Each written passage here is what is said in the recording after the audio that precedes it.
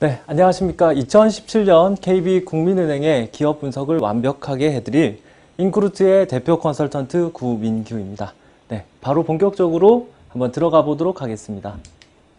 네, 오늘 제가 말씀드릴 순서는 KB국민은행을 소개해드리고요. 그리고 이슈사항을 살펴보도록 하겠습니다. 다음으로 경영 전략과 여러분들이 가장 관심이 있으신 채용 프로세스, 그리고 마지막으로 까다롭게 느끼고 있는 논술을 해설해 드리도록 하겠습니다. 네, KB국민은행 소개입니다. 네, KB국민은행은 리테일 금융의 최강자입니다. 시중은행 중에 가장 많은 영업점을 보유하고 있기 때문에 이 리테일 금융의 최강자로 불리고 있고요. 그리고 주택은행을 2001년에 합병하면서 부동산 분야에 아주 강점을 가지고 있는 그런 은행입니다.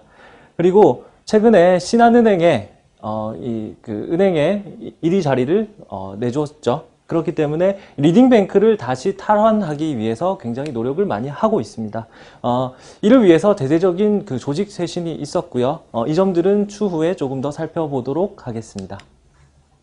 네, 국민은행의 연역입니다. 이 국민은행은 1963년에 먼저 설립이 되었고요. 그리고 98년에 IMF 사태가 터지면서 동남은행과 장기신용은행 그리고 대동은행을 합병했습니다. 그리고 2001년에는 주택은행을 합병해서 지금의 국민은행에 이르게 됐다는 점을 한번 확인하시면 되겠습니다. 네, 다음으로 국민은행의 현황입니다. 국민은행은 총 307조의 자산 규모를 가지고 있고 2016년 기준으로 영업이익이 1조 2천억 수준이 됩니다. 그리고 당기순이익은 약 1조 원 정도 기록을 하고 있습니다. 현재 임직원 수는 1,800여 명 정도 되고요. 지난해 연말까지만 하더라도 2만 명 정도가 근무를 하고 있었습니다만 희망퇴직을 아주 그 전체 인원의 한 15% 정도를 시행을 하면서 인력이 많이 감축되게 되었습니다. 네, 그리고 평균 근속 연수는 전체 은행 중에서 가장 길다고 보실 수가 있습니다. 남자 직원의 경우에는 무려 21년 1개월에 해당하고요. 여자 직원의 경우에는 약 16년 정도 근속하고 있다고 확인하실 수가 있습니다. 그리고 여러분들이 궁금해하시는 평균 연봉은 남자분들 기준으로 1억 300만 원, 그리고 여자분들 기준으로는 6,200만 원에 이르고 있습니다. 그리고 국내 영업점 수는 앞서 말씀드린 것처럼 가장 많은 영업점을 보유하고 있습니다. 1,005개 영업점을 가지고 있고 출장소를 포함하면 무려 1,130여 개에 이르고 있습니다. 전체 영업점의 약 50% 수준은 수도권에 위치하고 있고요. 나머지는 광역시도를 중심으로 영업점이 배치되어 있다는 것을 확인하실 수가 있습니다. 네, 다음으로 국민은행의 이슈사항에 대해서 말씀을 드리도록 하겠습니다. 네, 국민은행은 신한은행을 이렇게 비팅하고 다시 리딩뱅크를 탈환하기 위해서 굉장히 많은 노력을 하고 있습니다. 과거에는 전 은행 중에서 가장 낮은 1인당 생산성을 기록하고 있었습니다. 안 좋은 모습을 나타내고 있었는데요. 여기에 아주 전폭적인 조직 쇄신의 요구에 따라 가지고 많은 변화가 있었습니다. 2016년 연말에 2,800여 명에 이르는 분들이 명예퇴직을 하셨고요. 그리고 유연근무제를 최근에 실시를 하고 있습니다. 네, 오전 11시 이후에 출근하는 직원들도 지금 속속 보이고 있으시고요. 그리고 전산 처리 업무들을 후선에 배치함으로써 영업에 집중하는 모습도 보여주고 있습니다. 그리고 외환 및 기업 금융이 상대적으로 다른 시중은행 대비 약한 모습을 나타내주고 있었는데 이 외환 및 기업 금융을 강화하고 커머셜 인베스트먼트 뱅킹이라고 하는 이런 CIB 그룹을 통해서 그룹 시너지를 지금 기획을 하고 있습니다. 현재 한 30여 개 정도의 영업점이 지금 전국에 지금 마련이 되어 있고요. 연내에는 50개까지 새로운 영업점을 신설한다는 그런 계획입니다. 네, 그리고 다음으로는 국민은행의 아주 고질적인 문제로 비춰졌던 이 비효율적인 영업점을 최근에는 영업점을 통합하고 적자가 발생하고 있는 ATM을 축소함으로써 변화를 꾀하고 있습니다. 그리고 영업점에도 크게 변화가 있었는데요. 이 영업점을 크게 5가지로 분류를 해서 재배치하고 있습니다. 첫 번째는 개인 소비자형, 두 번째는 기업 소비자형, 그리고 자산 관리형, 기업 소비자 및 자산 관리형으로 구분해서 운영을 하고 있습니다. 그리고 그룹 차원에서는 그룹 계열사인 은행, 증권, 이 보험을 한데 통합한 이 복합 점포를 아까 말씀드린 대로 연내 50개까지 확대할 그럴 계획에 있습니다. 네, 그리고 국민은행은 이 미래금융, 핀테크를 위시한 이 미래금융에 굉장히 큰 관심을 가지고 있고 아주 선도적인 모습을 나타내고 있습니다. 첫 번째로 여러분들이 잘 아시는 것처럼 리브, 생활금융 플랫폼을 출시했습니다. 리브는 이 생활 밀착형 금융 서비스 및 멤버십을 제공하고 있고요. 그리고 최근에는 KB 마이머니라는 모바일 자산 관리 플랫폼을 새로 런칭을 하였습니다. 그리고 그룹 내에 있는 여러 가지 계열사들과 핀테크 기업들이 연계를 해서 새로운 시너지를 창출할 수 있도록 만드는 KB 핀테크 허브 센터를 지난해 오픈하였습니다. 그리고 또한 이뿐만 아니라 이 빅데이터라든지 태블릿 브랜치, 그리고 블록체인이라는 분산 원장 기술이라는 새로운 기술, 그리고 새로운 포인트 시스템을 런칭해서 퍼스트 무버, 미래금융의 퍼스트 무버라는 이런 그 기치하에 굉장히 많은 노력들을 하고 있는 모습입니다. 네, 다음으로는 KB금융의 계열사 시너지 부분에 대해서 살펴보겠습니다. 네, 지주은행증권의 기업투자금융과 자산관리 부문을 지주사 중심으로 통합하는 이 매트릭스 체제를 가동했었습니다. 2000년대 중반에 KB국민은행은 지주사를 중심으로 이 매트릭스 체제를 한번 도입한 사례가 있었는데요. 이 제도가 없어졌다가 최근에 지주 중심으로 은행증권보험이라는 이 계열사들을 통합해서 관리할 수 있도록 이 매트릭스 체제를 가동하고 있습니다. 이 크게는 CIB, 기업투자금융 부분과 웰스 매니지먼트라고 하는 WM 부분으로 크게 두 가지로 구성이 되어 있습니다. 보시면 지주사 내에 위치하고 있는 특히 은행과 증권의 여러 부서들이 함께 연합을 해서 새로운 금융상품을 출시를 하고 있고요. 그리고 고객들에게 좀 더 현실적인 그런 자산관리 서비스를 제공하기 위해서 이런 조직 구성을 단행을 하였습니다. 네, 다음으로는 인적자원 쇄신이 어떻게 이루어지고 있는지 한번 살펴보겠습니다. 네, 금융은 사람이 하는 일이죠. 국민은행은 성과가 낮았었기 때문에 이 성과주의 조직 문화를 실현하기 위한 노력을 굉장히 많이 하고 있습니다. 또한 효율적인 문화로 바꾸기 위한 대규모 인력 조정이 있었는데요. 지금 2015년 연말 기준으로 보시면 이 국민은행이 아주 특징적인 모습을 나타내고 있습니다. 다른 시중은행 대비해서 다른 시중은행 보시면 행원들의 숫자가 비슷하거나 혹은 더 많은 모습을 보여주고 있습니다. 하지만 이 국민은행은 책임자, 과장 이상급의 직원들을 보통 이제 책임자라고 지칭을 하는데요. 과장 이상의 직원들이 행원급 인력, 대리, 이제 사원급 인력들, 행원급 인력들보다 훨씬 많기 때문에 역피라미드 구조를 보이고 있었습니다. 자, 이런 비효율을 해소하기 위해서 2016년 연말에 대규모 구조 조정을 실시를 했고요. 이를 통해서 약 2,800명의 직원들이 이제 은행을 떠나게 되었습니다. 네, 이를 통해서 연간 약 3천억 원의 비용을 절감할 수 있도록 됐다는 것을 확인하실 수가 있겠습니다. 네, 다음으로는 KB국민은행의 경영 전략입니다. 네, KB국민은행은 이 경영 전략으로 아까 말씀드린 이 퍼스트 무버, 핀테크 퍼스트 무버 전략을 취하고 있는데요. 기존에 강점이 있었던 이 소매금융 기반, 부동산과 영업망이 가장 우수한 이런 소매금융 기반에 최근 12개 계열사가 조직화되어 있는 계열사 시너지를 노리고 있는 상황이고요. 그리고 핀테크나 핀테크 퍼스트 무버 전략을 통해서 미래 경쟁력을 더 강화하고 있다는 모습을 볼 수 있습니다. 또한 앞서 쭉 말씀드렸던 이 효율성 개선 부분에서는 영업점 채널과 인적 자원, 그리고 영업점을 재조정하는 채널 효율화를 지속적으로 관심을 가지고 있습니다. 그리고 또한 올해 최근 이슈는 미국의 금리 인상 등이 예상이 되어 있고, 그리고 조선 분야를 중심으로 해서 이런 기업들이 파산하는 경우가 많고 어려움을 겪었기 때문에 리스크 관리가 아주 중점적인 과제로 떠올랐습니다. 그리고 가장 늙은 은행, 올드한 은행이라는 이런 부정적인 이미지를 쇄신하기 위해서 여러 가지 젊은 모델을 기용함으로써 이미지 개선을 지금 노리고 있습니다.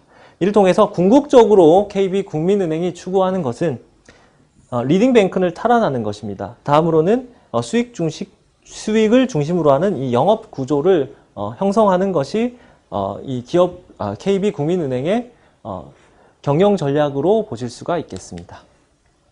네, 그리고 KB국민은행의 채용 프로세스에 대해서 살펴보도록 하겠습니다. 네, KB국민은행은 채용 전형에서 좀 특징적인 모습을 나타내고 있는데요. 첫 번째로 은행권들은 보통 신입 행원들만 채용하는 경향이 있었습니다. 하지만 지금은 변화가 크게 있었죠. 그 변화가 컸던 부분은 크게 두 가지 부분인데요. 경력직을 지금 또 추가로 채용을 하고 있다는 것입니다. 그리고 이 경력직 같은 경우는 이전에 그 경력이 있었다면 그 경력도 소정의 절차를 거쳐서 인정을 해주고 있다고 하니까 경력을 가지고 계신 분들도 유념해서 보시면 되겠습니다. 또한 일반직 L1 직군뿐만 아니라 IT와 전문 자격증 전형을 새로 도입을 했습니다. 그래서 여기 보시면은 일반과 정보보, IT 부분, 그리고 전문 자격증을 소유하고 있는 신입 또는 이 경력직을 따로 채용을 하고 있습니다. 그리고 이 전문 자격증 전형에 응시하신 분들은 면접 전형도 별도로 진행이 되기 때문에 그 점을 참고하시면 되겠습니다. 네, 그리고 전형 절차를 본격적으로 살펴보겠습니다.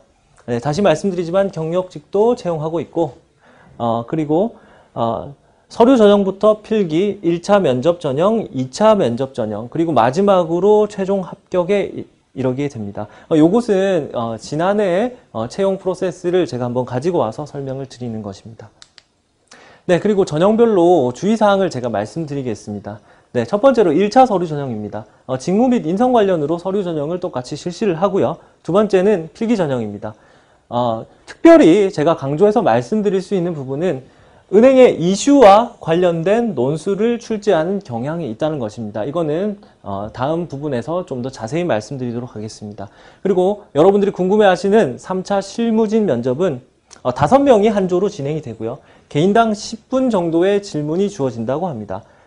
그리고 이 질문들은 공통 및 개인 질문으로 구분이 되어 있고요. 그리고 특징적으로 인사팀장의 프리 인터뷰가 있습니다. 이 프리 인터뷰의 형태는 주제를 그 즉석에서 주어지고 그 주제에 대해서 즉석으로 토론을 하는 그런 형태입니다. 그리고 자유주제로 PT를 발표하는 순서가 있기 때문에 참고하시면 되겠습니다. 그리고 실제로 지난해 면접을 봤었던 실제로 합격했던 친구들의 후기를 들어보면 여러 은행에 그 면접에 갔었던 친구들의 후기를 들어보면 은행권 면접 중에 가장 편안한 분위기였다라는 점을 공통적으로 얘기하고 있기 때문에 너무 큰 부담을 가지지 않으셔도 될 것 같습니다. 그리고 마지막으로 관문인 4차 임원진 면접입니다. 오전에는 임원진 면접이 5명이 한 조가 되어서 진행을 하고요. 그리고 오후가 되면 인적성 검사를 시행을 합니다. 그리고 구성된 조에 따라서 이 오전과 오후의 일정은 바뀔 수가 있기 때문에 이 점도 참고하시면 되겠습니다. 그리고 특징적으로 전문성과 관련된 질문은 모두 다 배제됐다라는 것이 합격한 친구들의 공통적인 견해입니다. 그리고 인성 질문의 경우에는 실무진 면접과 다르게 살짝 압박이 있는 그런 면접도 있다고 하니까 주의해 주시기 바랍니다. 또한 참고하실 부분이 실무진 면접과 임원진 면접 모두 지점을 방문해 봤는지, 그리고 이런 지점 방문을 통해서 느낀 점 및 개선 사항을 질의를 했다고 하시니까 참고를 하시기 바랍니다. 그리고 여기서 제가 말씀드릴 꿀팁이 하나 있는데요. 지금 은행에서 고객들이 거래하는 비중이 영업점을 거래하고 있는 대면 채널과 그리고 인터넷 스마트 뱅킹 또는 모바일 뱅킹으로 거래하고 있는 이 비대면의 채널이 이체 거래 기준으로 대면 채널은 약 10%, 그리고 비대면 채널 기준으로는 약 90% 정도에 이르고 있습니다.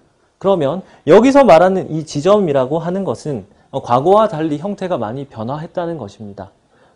비대면 채널 중에서 특히 인터넷 스마트 뱅킹은 또 다른 새로운 형태의 지점이기 때문에 이런 비대면 채널을 직접 방문해보고 느낀 점 또는 다른 은행하고 비교해보는 그런 인사이트를 이 면접 과정에서 보여준다면 조금 더 현실성 있는, 그리고 지금 핀테크 시대에 맞는 그런 어필 포인트가 될 수 있다라고 생각이 되어집니다. 네, 그리고 국민은행 논술에 대해서 해설을 해드리도록 하겠습니다. 네, 앞서 말씀드린 대로 이 국민은행의 논술에서는 해설은 국민은행이 처하고 있는 당면 과제에 대해서 묻는 경우가 많기 때문에 여러분들은 이 점을 꼭 참고하시기 바랍니다. 대부분 지금 시중에 나와 있는 그런 이 논술 관련 교재들은 사실 이런 아주 빠른 변화에 대해서 실시간으로 이런 변화를 담고 있지 못하기 때문에 그런 것을 보시기보다는 국민은행의 기사를 꾸준히 보시면서 실제로 국민은행이 처하고 있는 문제가 뭘까 지속적으로 생각을 한번 해보시고요. 그런 점들에 대한 솔루션을 하나하나씩 마련해 가시는 것이 도움이 되실 거라고 보여집니다. 네, 실제로 지난해 출제가 되었던 문제를 한번 살펴보도록 하겠습니다. 지문은 제가 다 가지고 올 수가 없고요. 이 지문이 어떤 내용을 담고 있는지 간략하게 살펴보겠습니다. 지문은 ICT 기술과 핀테크의 발전, 그리고 현금 없는 사회, 그리고 금융과 금융 외의 기업의 결합, 그리고 고령사회 등, 그리고 금융을 둘러싸고 있는 환경에 변화가 일어나고 있습니다. 그 결과 은행의 대표 오프라인 채널인 지점과 ATM이 감소하고 있습니다. 그래서 이 KB국민은행의 논술은 향후 이런 환경 하에서 은행 브랜치 지점 활용 방안에 대해서 제시하라는 그런 질문을 주어졌습니다. 자, 실제로 주어졌던 그런 그림과 유사한 그림을 제가 보여드리도록 하겠습니다. 네, 첫 번째로 은행 지점과 ATM이 어느 정도 변화가 있는지를 살펴보는 그런 그림입니다. 네, 지금 KB국민은행부터 우리은행, 신한은행, IBK, 기업은행 이렇게 4가지 은행의 지점과 ATM 숫자가 지금 보여지고 있습니다. 특징적으로 좌측에는 2012년 그리고 우측에는 2015년 자료가 제시가 되어 있습니다.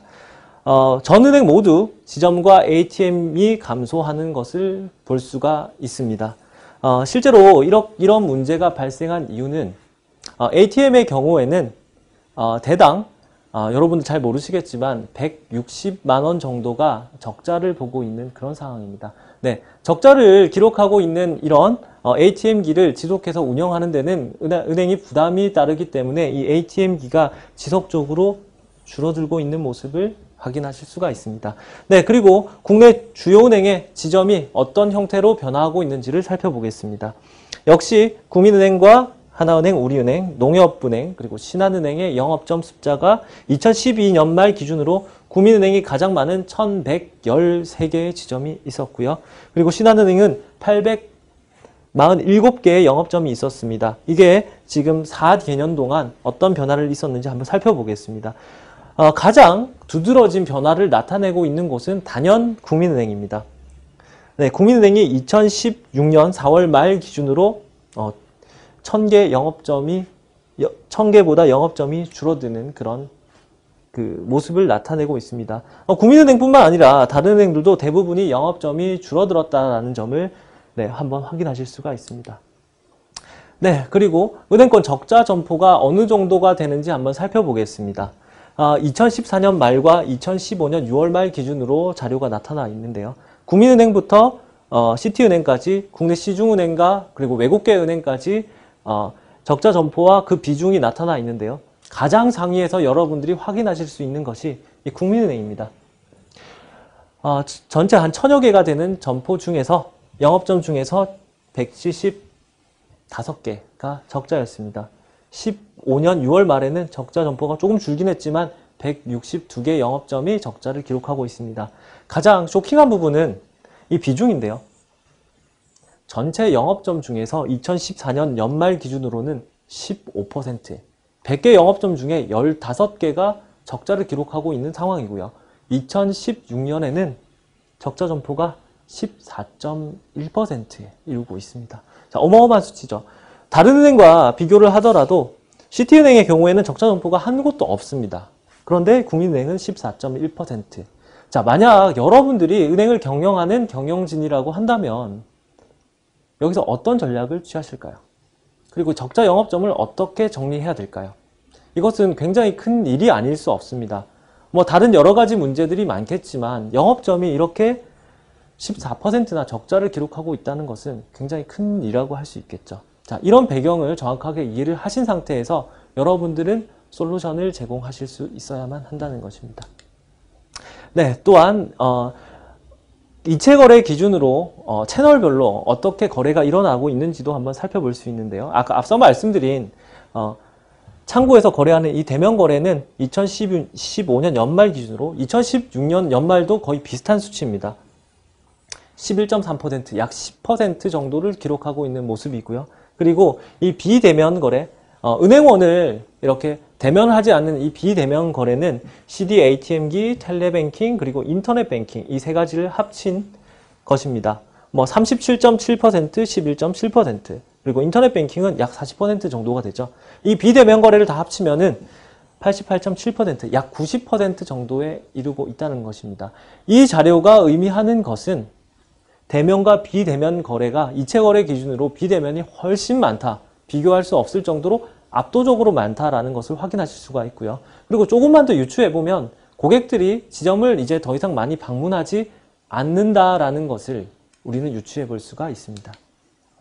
네, 그래서 이런 그 현황에 대해서 어떻게 우리가 채널 전략을 구사할 것인가를 질문했죠. 거기에 대한 제가 답변을 말씀드리도록 하겠습니다. 은행을 방문하는 빈도가 낮아지는 문제를 해결하기 위해서 이 고객들을 흡입할 수 있는 이런 요소들을 영업점과 접목하는 형태의 채널 전략들이 확산이 되고 있습니다. 또한 영업점 외부에서 거래 가능한 아웃도어 세일즈, 태블릿 프랜치를 이용한 아웃도어 세일즈가 확산이 되고 있습니다. 자, 이런 점들을 소재로 해서 논술에서 솔루션으로 제시를 한다면 다른 친구들과는, 다른 지원자들과는 차별화된 전략을 보여줄 수 있을 것 같습니다. 자, 이 그림을 한번 보겠습니다. 이 그림은 미국의 엄콰이어 은행이라고 하는 곳입니다. 자, 보시면 어떤가요? 은행의 영업점 같지가 않죠. 여기 보면 아이스크림 박스가 있는 자전거가 있습니다. 자, 그리고 여기는 프리 아이스크림이라고 적혀 있습니다. 자, 이제 영업점을 금융 거래만 하는 그런 딱딱한 곳이 아니라 무료 아이스크림도 먹고 앉아서 은행원들과 그런 얘기도 나누고요. 그리고 문화센터를 결합을 해서 요가라든지 그리고 어떤 미술품을 감상한다든지 또는 어떤 문화와 관련된 것들을 체험한다든지 이런 것들이 외국에서는 아주 시작 단계를 넘어서 확산되고 있는 그런 추세입니다. 자, 이런 점들을 받아들여서 지금 최근에 여러 은행들이 영업점을 혁신적으로 바꾸고 있습니다. 지난해 있었던 일들인데요. 자, 여기는 동부 이천동에 있는 우리은행의 지점입니다. 자, 그림을 잘 보시면은 여러분들이 특히 여학생들이 선호하는 폴바셋이라는 그 커피 브랜드가 있습니다. 자, 커피 브랜드 폴바셋과 우리은행이 영업점을 쉐어하고 있습니다. 자, 영업점 내에 폴바셋이 있는 것입니다. 자, 이런 형태 어떤가요? 여러분들이 한번 이때까지는 상상해봤던 그런 영업점의 모습인가요? 은행들은 아주 필사적으로 고객들을 흡입하기 위해서 이런 전략들을 취하고 있습니다. 또한 잠실에 가면은 롯데가 있죠. 롯데에 가면은 크리스피 크림 도넛이 있습니다. 크리스피 크림 도넛과 함께 우리은행이 또 이 폴바셋처럼 복합적인 영업점을 유지하고 있는 모습입니다. 그리고 앞서 말씀드린 이 태블릿 브랜치를 통해서 아웃도어 세일즈를 진행하고 있는 부분들은 대대적으로 광고를 하고 있습니다. 실제로 다른 은행에서 태블릿 브랜치가 운영되고 있는 것이 실제로 드라마에 노출되기도 하고 있고요. 이런 식으로 영업점 형태를 효율화하고 있는 여러 가지 모습들을 여러분들이 잘 서술해 준다면 훨씬 더 나은 차별화된 그런 논술 작성을 하실 수 있다고 생각이 됩니다. 네, 여러분들의 성공적인 취업을 기원드립니다. 감사합니다.